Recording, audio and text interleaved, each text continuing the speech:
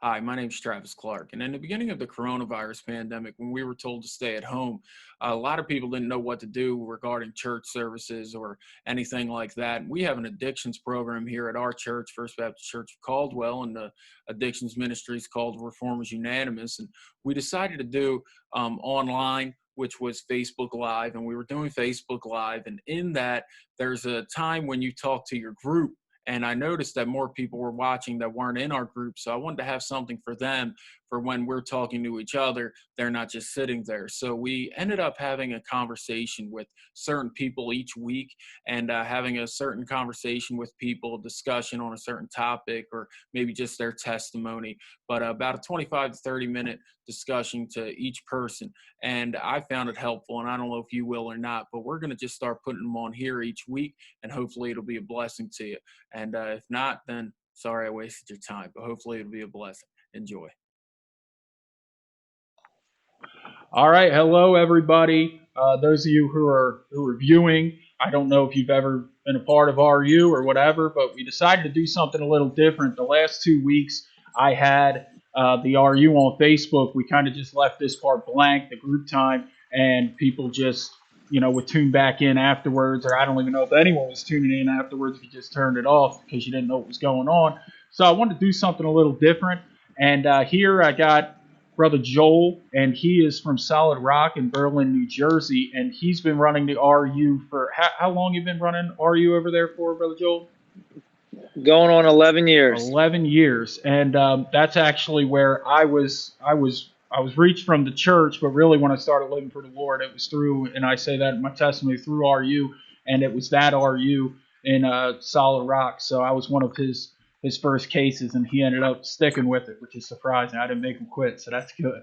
But I just wanted him to come on, give a little bit of a different perspective, and give you guys something to watch if anybody still is viewing, and just kind of filling in the time while we're at group. This is going to be pre-recorded, and just giving something a little different. So before we get started, we are going to have a little topic.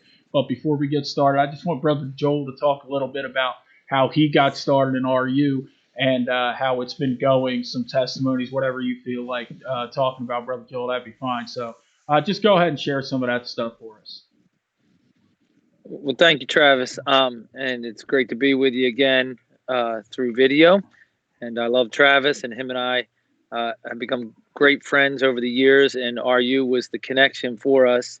And so as he mentioned earlier, it was about 11 years ago we started our RU program at our church. Our church was hosting a program every Friday night, and we called it In His Steps. And it was a 12-step program that had been kind of adapted to be a faith-based program. And there was about 10 to 15 people meeting there. And we heard about the RU program that was founded in Rockford, Illinois. And at that point, it had become nationwide. And me and another fellow by the name of Jamie Greer flew out to Rockford, Illinois to take a look at the program.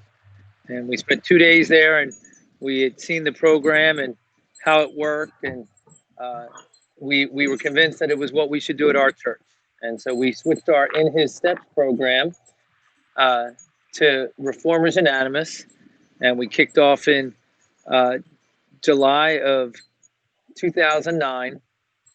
And it's been a great blessing to me personally and to our church, and of course to all those who have attended, been saved, gotten victory over their addiction, gotten their lives back, and even better, gotten to build a personal relationship with the Lord. So when we started, we did not know what we were doing in the sense of running the program. The program has 3 parts. The first part is a video that has one of the 10 principles, and then the next thing you do is you have a prayer time, and then you have a testimony time, and that's called the first talk. And then what we're doing right now is we're in the second talk, and that's why we have this video recorded. That's what we call group time. And for group time, people work on the program and say, what is the program? The program is designed to help you get victory over your addiction through a series of what are called challenges. And the purpose of the challenges is to help you build your relationship with the Lord Jesus Christ. Right. And that is why the program is so successful in my eyes. You'll never get victory over your addiction without the help of God. Amen. And I say that in the sense of when I say victory, I met many people who have had an addiction and have gotten clean from their addiction. And even though they're clean, I would not characterize them as having victory. And so I want to tell you what, in my eyes, what victory is. Victory is not only being clean, but being happy that you're clean, having the joy of the Lord. I've met people and that have been clean, and they talk about their life as when they weren't clean as being the good old days, and kind of that they're in prison, they're in jail, and they just can't do it. They're not allowed to do it. But victory is not I can't do it or I'm not allowed to do it.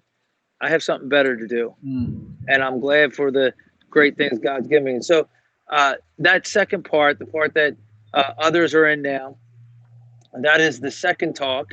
And that's where you work on your challenges. And the challenges are there to help you build a relationship with Jesus Christ.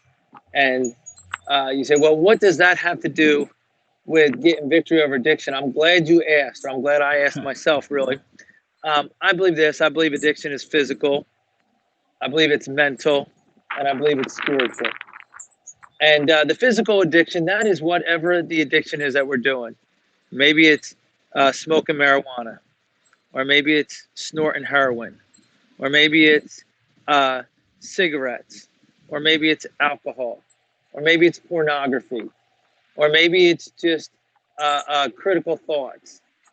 Whatever the addiction is, sometimes it's just anxiety and depression. And whatever it is that we're doing, that is the physical addiction. And that's the part that we look and we say, this is causing me to have problems in my life and my relationships. I don't like it and I want to get rid of it. But there's also a mental part of addiction. And I've asked this question to thousands of people, or hundreds of people probably, not thousands. And I'll ask them and I'll say, what is the harder part of addictions? Is it the physical battle or is it the mental battle? And almost without fail, I think I've only had 2 people ever tell me that the physical battle was the harder battle. Everybody says that mental battle is the harder battle. And so here's the truth of addictions. You'll never change your habit, your addiction, until you change your mind. But this is where I really like to argue. Changing your mind is not enough. Because I met hundreds of people that said I was doing so good for a week or a day or 2 weeks or a month. And then I just started having wrong thoughts. And those wrong thoughts led me right back into my addictions. And I asked this question to people that come into the program new, how many times have you quit? And they'll say over and over and over again. And what they've done there is they made a change in mind, but that wasn't enough to make a change in actions. And so I have my physical addiction, my action, and then I have my mental issues with the addiction. And I'll never get victory in the physical sense until I get victory in the mental sense.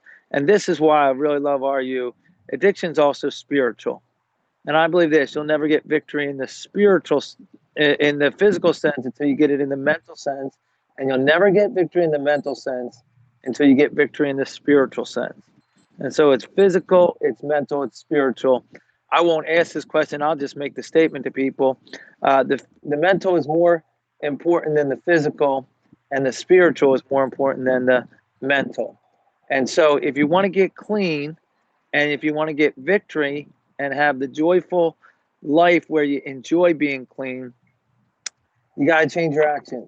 Right. But in order to change your actions, you got to change your mind. But in order to truly change your mind, you have to allow God to change your heart. And make no mistake, only God can change your heart. You can change your mind, but what you really need is God to change your heart. And so when God changes your heart, and then you do something that's key to the RU program, which is called meditation, you think about what God's doing in your heart, then you know what? That'll help to change your actions. I tell people this, you don't get clean from the outside in, you get clean from the inside out. Yes, sir. And so in the RU program, as they work on their challenges, you know what it is?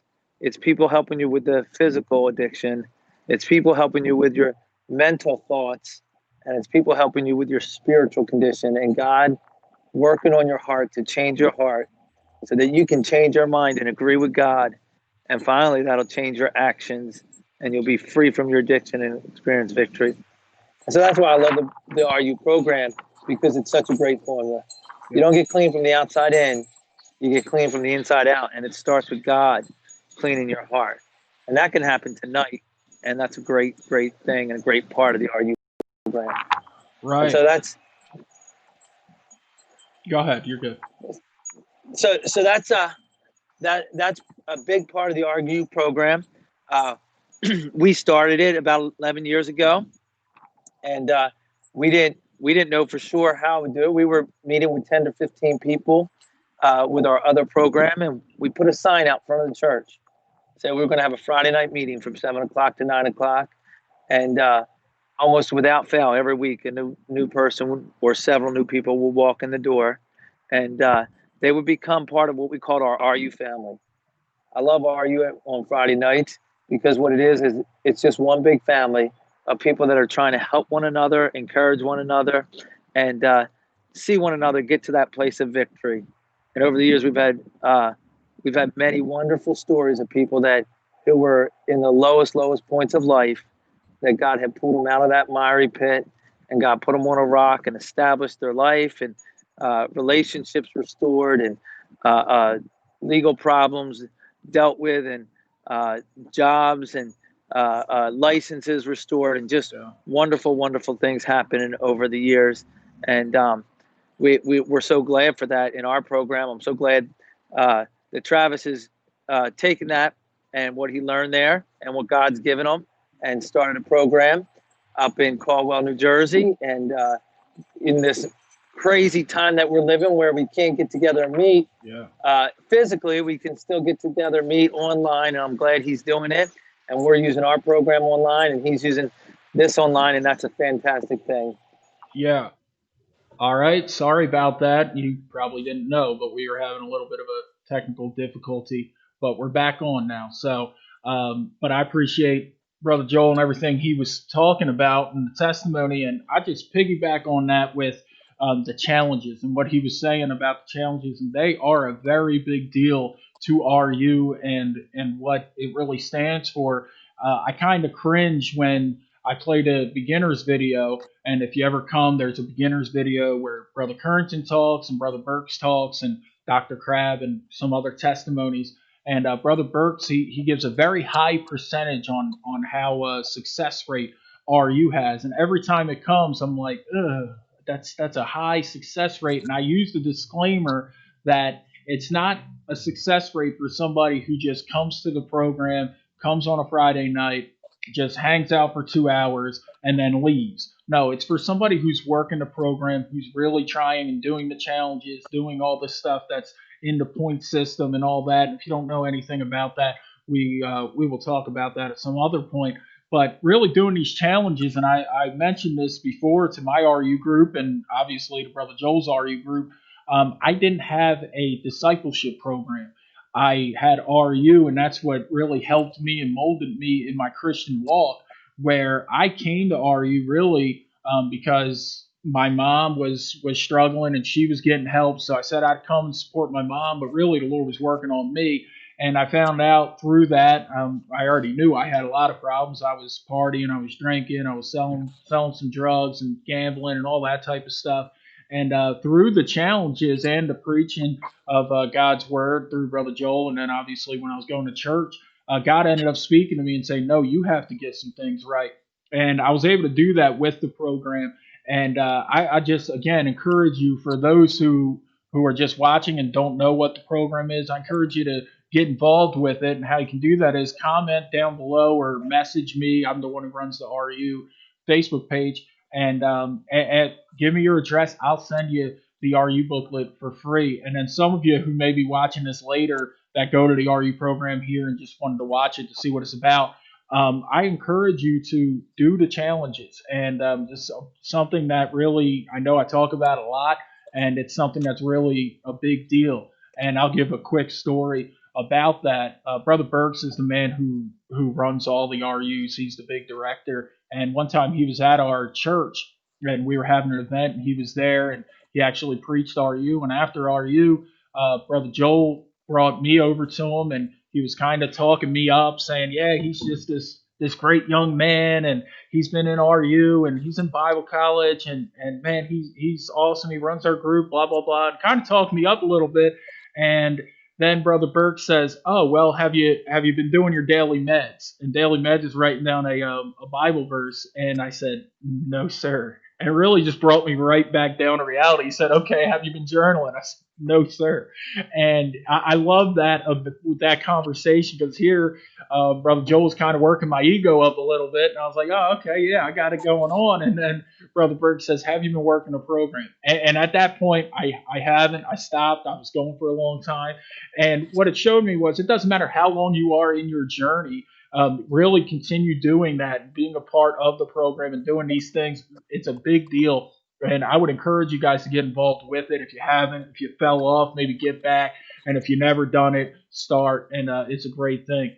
And I love, Brother Joel, what you were talking about with the idea of victory and getting victory and how victory necessarily isn't just being clean, but it's also of how having joy. And that's something that I really wanted to talk to you and to the people here viewing today was the idea of discouragement. And in this time, it is very discouraging times. We got stuck in our house and we can't really do anything. And some of us are losing our jobs and we can't pay our bills. And a lot of things that are going on that can discourage us. And it's getting to a point of, well, what do we do? And what I usually talk about when it comes to addictions, I say the addiction is just one part. A lot of times people will say, "I'm an alcoholic," or "I do this drug," or "I overeat," or "I'm addicted to this website," or whatever it is. And we'll kind of just categorize our addiction on that. And really, it's way bigger than that. It's something that is huge, and it's not just one little thing. It's not just, well, I drink or I smoke. No, there's a reason why you drink or why you smoke or why you do this, and usually it pens down to some type of discouragement or anxiety or depression or maybe something that happened when you were younger, your upbringing, whatever it is. But there's usually something that stems to why you use that drug or why you do this certain thing or whatever. And right now our habits are totally changed. We're stuck in the house, or some of us may be working, but most of us are not. And we're stuck at home, and our whole habits and routine has been changed. And for addicts, that's a very tough thing. We're creatures of habit, and for our whole life kind of being shifted, it can mess with us. So I just wanted to talk a little bit about discouragement. And Brother Joel, if you could just give us some tips, and if you got some Bible verse or whatever, I know I just threw it on you, but some tips on encouraging yourself in the Lord, as David said, but also with how to battle discouragement, or if you have anything on that, if you want to take a couple minutes with that. Absolutely. And it is a discouraging time. When you look around, it's a fearful time. And when you think about life, I'll give you 3 words that I put together, and I kind of see them as a progression. There's disappointment, and a disappointment is something doesn't go your way, and almost all of us, very few people, are not able to handle disappointment. You go out and play a basketball game and you lose. Well, that's okay. There'll be another basketball game. You don't like losing at the moment, but disappointment, you thought something was going to turn out one way and it turns out another way.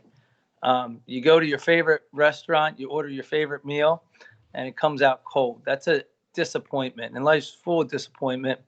And then there's a next step with discouragement, and I define discouragement as a string of disappointments, where it just feels like, it's not just one thing. It's one thing piled up on another thing, piled up on another thing, piled up on another thing. My job's not going well. My relationships aren't going well. My finances aren't going well. And I can't seem to get ahead. And, you have disappointment, you have discouragement, and then you have depression. Right. And I think when you finally hit that last step of depression, it's basically a loss of hope. Disappointment, everybody doesn't, has nothing is ever going to go perfect all the time. And so we can handle disappointment. Discouragement is a string of disappointments. And I think discouragement is a very dangerous area for the addict because it's how do I deal with, a string of disappointments, a string of things that don't go my way. And when you get into addiction, some people, the way they deal with it is they go use. Right. And you say, well, what do you mean they use? Well, look, there's people, their addiction is food. Mm-hmm. And, the idea, I'm going to go eat a whole chocolate cake and that, that'll take care of all my problems. Well, you eat the whole chocolate cake and it's not going to take care of your problems. And it may make them worse. And Right. so it's even more, the idea of this, I got to go have a smoke. Mm-hmm. I need a smoke. And so it then gets, even worse when it is, I'm going to party all night and whatever the party drug of choice is. And then you do it not all night, but, all week. Yeah. And so when you get into discouragement is a problem for everybody, but it's especially a problem for people that have addictive personalities because they then use their addiction to cope. And so, let me just say Brother Joel, this. if you could real quick just touch on that for a second, the idea, because some people may not even understand what you're saying, that may not be an addict, and they may say, no, you just don't do it. Can you talk about the idea of coping with it? Because some people, that's all they've known is that drug, and that's what's bring them joy in the good times and bad. If you could just talk on that for a second, the idea of coping and why they would go to something that essentially destroyed their life to go back to that to cope with it. Well, when you talk about coping, I can give you a couple illustrations that I think people can relate to. If a 2 or 3 year old child falls down and scrapes their knee and gets hurt, they're going to cry because it hurts. And after they start crying, every dad knows this, they're going to look around and go, I want my mommy. And you say, why? Because for the most part, mom's the one that's been there all along. Dad's been there and they love their daddy. But when they need help, when they need something, they want their mommy. Right.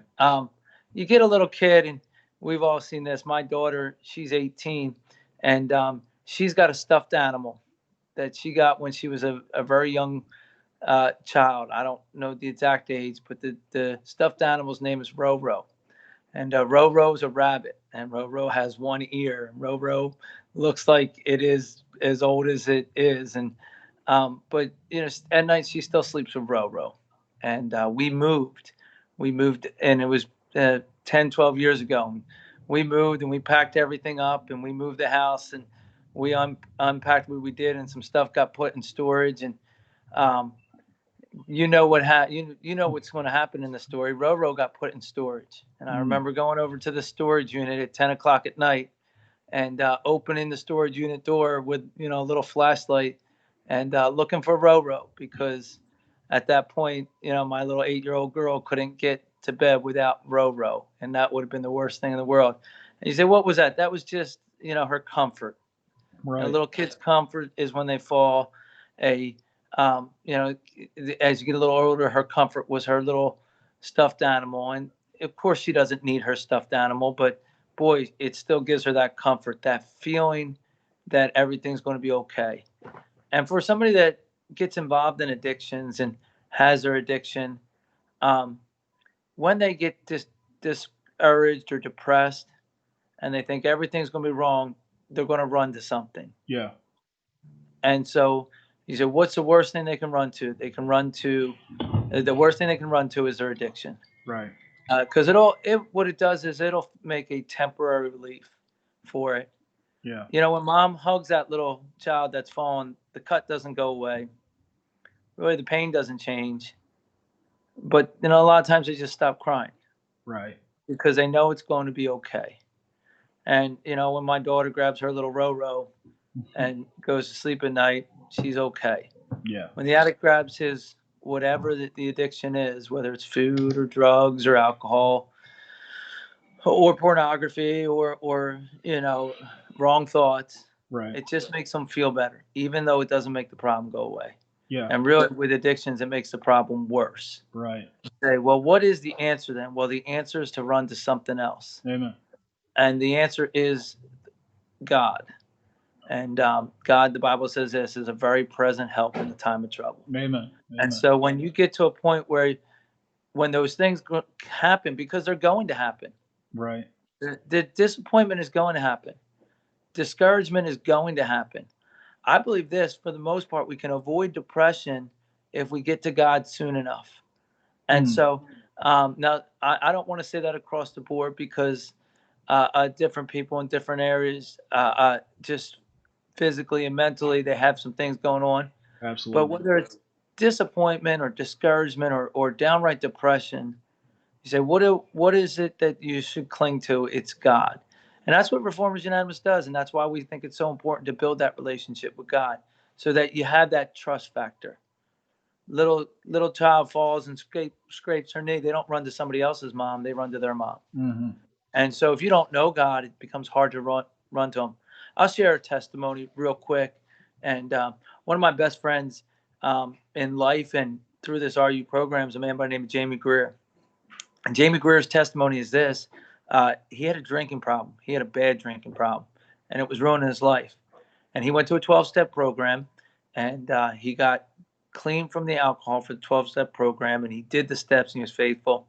And he said to me, he said, my biggest problem was the step where it said, turn your life and will over to God as you understand him. And he looked at me and he said, I knew for years and years, even as I was clean, I did not understand God. So how could I turn my life over to him? Mm-hmm. How could I trust him? How could I use him as what I would get through those tough times? And then he walked into a church service, and he trusted Christ, and he began to get discipled, as you were mentioning, and he began to become a great Christian. And he's the one that ran that In His Steps program with us for years and years. And he was there when we kicked off our RU program. And he's still one of my dearest friends. And so what did he learn how to do? He learned that step where he learned how to turn his life and will over to God.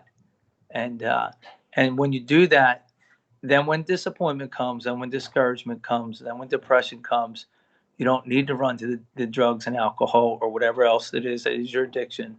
You can run to the Lord, and the Lord can help you. And he can be that very present help in a time of trouble. Yeah.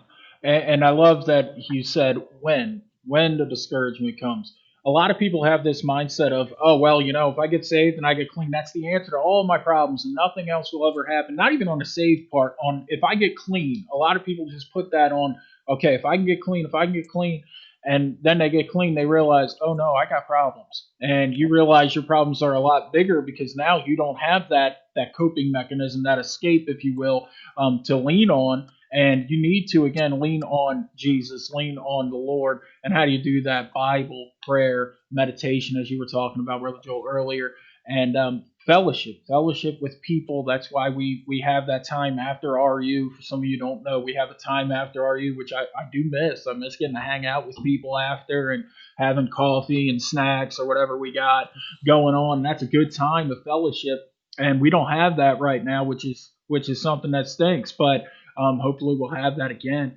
And that's a good time where we can grow. It's not just an excuse to eat. It is an excuse to eat, and I enjoy that. But that's not the main reason why we have that. We have that time so we can develop friendships, godly friendships with good people, and try to just develop our walk and to not be discouraged. We're going to wrap up. I'm just going to leave you with a couple of thoughts and a couple of verses.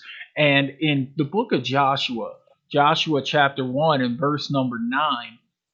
Joshua 1 and verse number 9. And Joshua, just give you some backstory, he was the one that was following Moses, and he was the mouthpiece, so to speak. But Moses was the leader. Moses ultimately getting his direction from God.